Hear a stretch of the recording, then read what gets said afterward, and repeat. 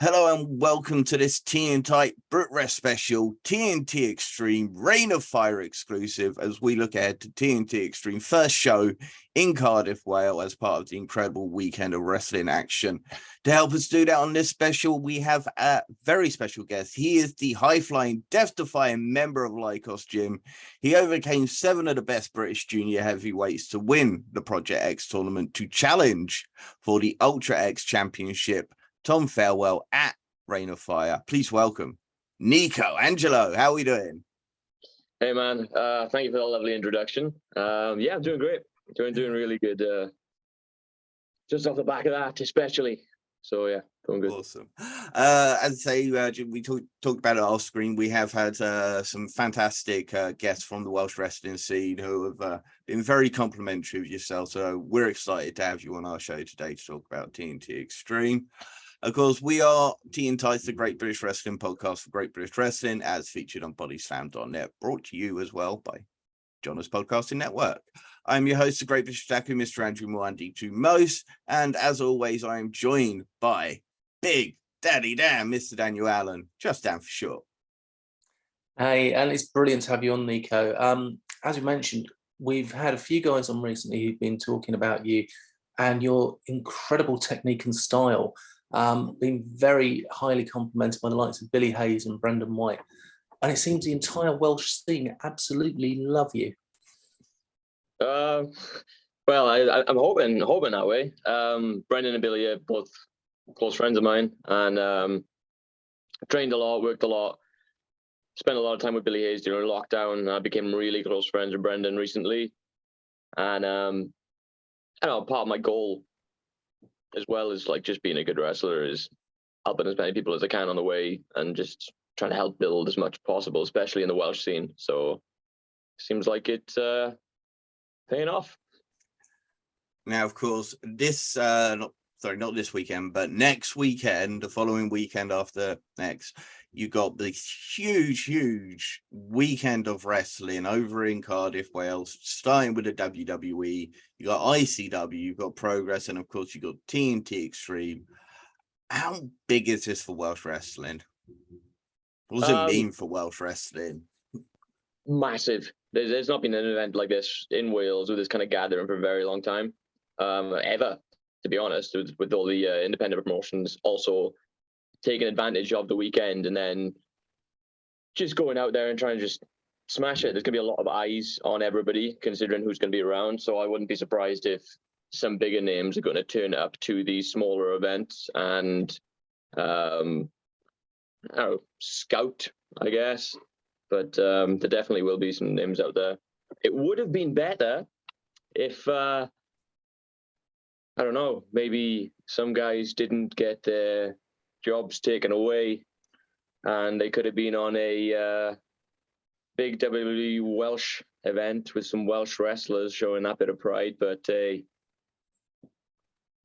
is a little ridiculous releasing your very high quality Welsh talent just before a big show. I mean, it is unbelievable. To be honest, it's gross. I honestly think it's foul that they did that, especially just before, like, just before the big Welsh event, just getting rid of all your Welsh talent. That's just.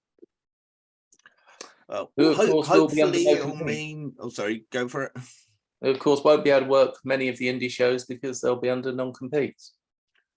Yeah, sadly they will. But well, hopefully a bunch of them just go, you know what, I got nothing else to lose. May as well just compete anyway.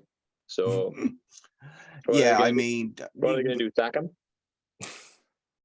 Eddie Dennis has certainly shown up on a few shows already, so who knows whether he might drop an appearance on. And of course, Mark Andrews, Flash Morgan Webster may not be able to wrestle, but they can certainly make an appearance at these shows still, I assume, as long as they don't actually compete. They can.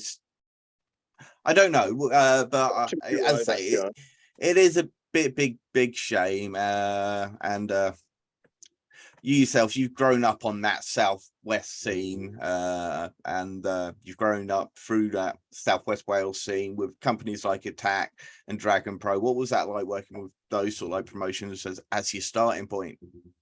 I got a major, I'd say quite lucky start. Once I eventually got over to Dragon Pro. I had some experiences in wrestling before I got over, but it was not great. But when I got to Dragon Pro, it was like this whole new world of wrestling kind of opened up to me. And I put as much hard work in as possible. I was leaving the house at 4 o'clock in the afternoon to get to training for like 7 till 10, and then I wasn't getting back until 2 in the morning, and I was doing that 5 days a week just for a couple of hours of training, and that was the constant thing. And a lot of people took notice and just gave me a shot. And as soon as I got given that shot at Attack, it was a major trial by fire. It was, here you go, see if you can hang. And just kept on going, kept on hanging, kept on doing better and better and better and better. And eventually got given a couple of main event spots. And yeah, it went really well. And to be honest, I'm really sad that it's gone.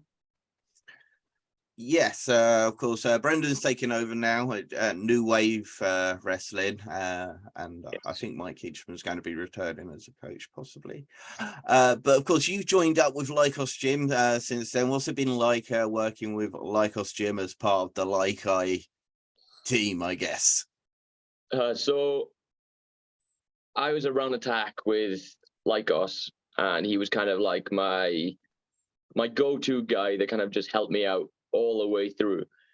And it was just kind of this, right, we need to take Nico under our wing a little bit now. And it got to the point where I was just a bit like, do I need to be taken under their wing here? Do I push on myself? But there was so much that was on offer and so much fun, I guess, to be had with it, that I was just like, it was a no-brainer, and just really enjoyed the time so far with them. You've kind of got your own style as part of the team, though, haven't you? Obviously, you don't wear the mask. You've got the wolf skull on your entrance jacket. Yeah, I've just got like little homages to Lykos Gym on my gear. And then my style, especially recently, is kind of a lot more hard-hitting, heavy lifting, with an occasional bit of flying. Like, I'm really trying to adapt to becoming this hard-hitting high flyer. Yes, I've seen you do some death-defying high flying, jumping off balconies with Creation Pro, and of course, recently at Project X. Are you planning anything special for this show? Any highlights we might want to look out for? Depends on the venue, to be honest. It's actually, it doesn't usually depend on the venue. I kind of just do it. Even if they tell me not to, I'm just kind of like, well, I'll ask forgiveness kind of thing rather than permission. But if there is some type of apparatus, then we could have a bit of fun. Excellent. Now, of course, you did make your TNT Extreme debut in 2020. It was a dark match against fellow Lykos Gym member, Kid Lykos 2. What was it like getting your first shot at TNT Extreme? Very comfortable. Knew I wasn't out of place. Knew I was in the right place with the right people. Lykos 2, I've wrestled previously and always had fun ones with them. So it was just a very comfortable, right, show them what I can do type of thing. And that was actually I think that was a qualifier for the previous Project X. Oh, I think. Oh, was that where he would? Because of course he went on to win the first ever Project X to become the inaugural Ultra X champion. Is that correct? Yes, that's correct. There we go. Because currently he lost it to Scotty Rourke, who lost it to Mark Haskins, who recently lost it to Mr. Tom Thelwell. Yes, indeed. Since then, you kind of became a semi-regular on the TNT Ignition shows. What was the main difference between the TNT Extreme and the Ignition shows, did you find overall? A lot more hungry up-and-coming talent on the Ignition shows that really wanted to try and show themselves, show everybody what they could do to get that like opportunity to do some bigger things. Locker rooms are great. Crowd-wise, a lot more supportive, really. I found there was not much, even if you had people on that they didn't like, you know, they were really supportive. You said about having more hungry up-and-comers. Anyone that particularly stood out to you in that locker room? It was at the time Tom Thelwell, to be honest. Yeah, Tom Thelwell. Yeah, he grew up becoming known as the Prince of Ignition, winning in the Powered Up briefcase very recently. Now, you were part of an incredible triple threat match at TNT Extreme's Extreme Field show, which is a huge rock and wrestling festival day. What's it like being part of that show? And then we'll talk about the match itself. Oh, long day, long day, but it was a nice, unique little experience. Everybody seemed to have a good time with it. Like, it was a ridiculous amount of people there in terms of wrestlers as well as fans. So it was enjoyable across the board. But a very, very long, tired day, especially when we were on later on in the day. You had an incredible match. It was Scotty Rourke and Robbie X, and talk about three incredible junior heavyweights, I guess, if you'd like to call them that. Yeah. Amazing performance in that match. And what was it like to face off against Robbie X, one of the best in Britain, and Scotty Rourke, a fellow up-and-comer who's really beginning to shine right now? I'd wrestled Robbie previously. He was one of my first, I guess, trial by fires that I had at the Attack, and I always had decent chemistry with Robbie. Recently wrestled him at Rev Pro as well. So going into this, I was just like, I know what I got to deal with here. You know, Robbie is the best cruiserweight unsigned in Europe.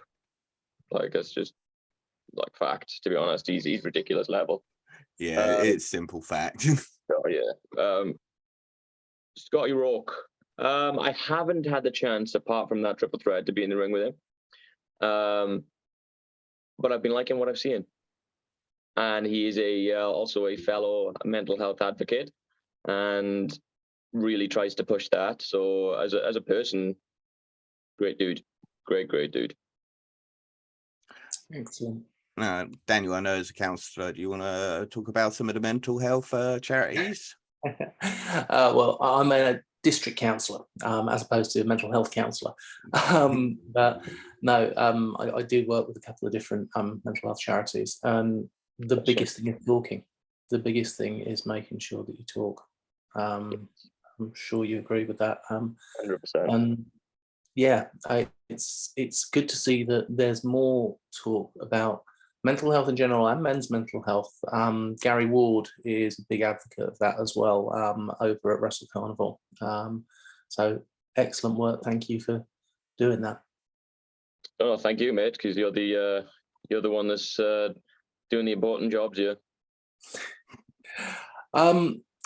Project X. You overcame 7 other incredible British junior heavyweight competitors, including, I'm not going to say favourites of the show. They kind of are favourites of the show. Friends of the show, the close personal friends, Callum Newman, Maverick Mayhew, June Lander, and Danny Black, and the 0121. What was it like having that kind of grouping? And were you aware that Andy picked you as the winner from the very first moment it was announced? Oh, I did not, but the man's got good choice. Good taste. What was it like against? So CPF recently have been, I guess, taking over the cruiserweight part of the scene in terms of popularity. And all of them I've known for a decent amount of time. I can remember popping up on shows, even just like helping out at certain promotions. Joe Lando's there helping out as well. I can remember, Callum Newman, when we both did the frontline thing that Will Ospreay used to run. So we were both the young lions there. So it's nice now getting into these kind of situations where we're in the tournament and not on the outsides, you know. And of course, Leon Slater is unbelievable. He's only 17, and that blows my mind. But he's been doing it for a good amount of time, which makes you feel a little bit better. But he's unreal for 17, unreal. And Dries, just a man. Now, of course, you faced Kid Lykos 2 once again in your qualifying match to make it to the finals. And you took a nasty injury during the match but still overcame to go on and win. What was that like, and how bad was it? Just a sprain to my ankle, so it wasn't like too bad long term, but sprains take a while to kind of heal through, so I've still got a bit of support on the ankle. But in terms of overcoming it in the match, it was a good thing I kind of had a teammate in there, even though he's a bit of a shitty wolf, and he did take advantage of that ankle. But I got to expect that, really. I've got to expect that. Yeah, can't expect anything less from a Lykos. No. When they see an injury, they'll go for it. Even though they're on my side, you know, I'm still looking around my shoulder. Then you had it was the final. It was man like Dries, Leon Slater, and just Joe Lando. And all four of you just started doing some insane things in the Project X match, which of course was the Ultimate X from TNA match. What was it like being in that matchup? Not gonna be around the bush with this. Terrifying looking up at where we were going to be jumping off of and hanging off of and wrestling in, to be honest. So I arrived at the venue and scoped out what I was thinking of doing, and it kind of gets to you, you know. You've got to obviously practice, but like test out all the equipment. And terrifying. Just standing up there, knowing that it is legitimately 30 feet to the floor. It's a long, long way down. It was an incredible show, and you guys absolutely all killed it. That show, all four of you did some insane things off the apparatus. Well, technically all 8 of you, because despite certain people being eliminated, pretty much everybody ended up helping out their friend in that match. Yeah, that was part of the problem going into the tournament, to be honest. It was looking over your shoulder, trying to make sure that CPF on the 0121 don't pop out and do anything. And it was a good thing that Lykos 2 was having a good day, because he came out to make sure that I was all right instead of taking advantage of my bloody my ankle. Eh? He was making up to you for taking advantage earlier. Yeah, he was. He felt a bit guilty, eh? And of course, it was at that very same show that Tom Thelwell would capture the Ultra X Championship after cashing in that Power Up briefcase. Were you shocked by his actions? No, I would have done the same. I really would have done the same. There was an opportunity there that was Triple Threat are known for being quite brutal. There's no rules, really, so he did the right thing at the right time and took the right opportunity. Haskins is he's a badass, let's be fair. Man's a killer. and to knowing who he's defended against and how well he's been defending himself, he took the opportunity, and that's what he should have done, and I would have done the same. Now, of course, you've cashed in your opportunity for Reign of Fire. Did you see the Welsh show and go, right, if I win this, I'm challenging whoever's in charge at Reign of Fire? Home crowd, home turf. I've got the opportunity. I've got the advantage. I know what I'm doing with this. This was just a case of there's no messing around. I'm not waiting for a certain opportunity. Now is the point to do this, and that's what I'm going to do. I'm going to beat Thelwell in front of the home Welsh crowd, and we're going to have a really great night because of it. I can imagine the sound of the crowd if you do pick up that victory. I think it's going to what's it going to mean to you to pick up the victory in that situation? I've never won a belt in front of the home crowd. Whenever I've won any championships, it's always been someone else's turf in a different part of the country. So this will be a first, and it'll mean the world to me with this. And so it's the opportunity isn't going to go amiss. But I doubt it's going to be an easy belt to take. No. Considering I've been around Thelwell all the way through the Ignition trip that he's had, and I can also remember one of his first experiences with the wrestling in the West, which was at Attack, and he was good then, and now he's better, and now he's been working through Ignition, and he's starting to really find himself, just at about the same time that I'm finding myself. So this will be a really strong clash, and we'll see who comes out on best. Now, if you were to win the Ultra X Championship, what would be next? Who are some of the top British cruiserweights, or some European if you'd like as well, and maybe even throw in one world cruiserweight? Who would you like to defend the title against if you were to go on to win it? I'm challenging the best as soon as I can. When I win, it's no if, when I win it. Gonna be positive with this when I win it. Connor Mills, ODMO, LJ Cleary, Robbie X, Mark Haskins, and then in terms of an international talent, let's go with let's just throw it out there, Ishimori. That'll be fun. I'd like to see that. I would definitely get on that one, Jay. You know you need to.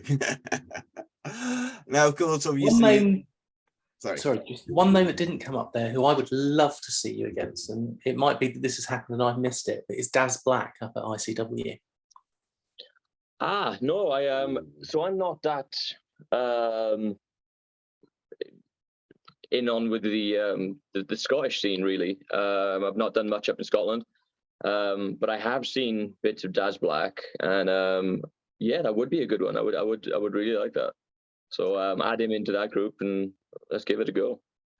Definitely. I love that list. There's so many. I mean, the British junior weight scene is one of the best scenes in the world right now. I think with high caliber matches, the British cruiserweight scene is really up there. So many amazing performances. Now, of course, you're not the only match on the card. You got the VIP match, Big Guns Joe, Simon Miller. Kings of the North versus Bowlerama. So I know Bowlerama are a team coming out of Wales.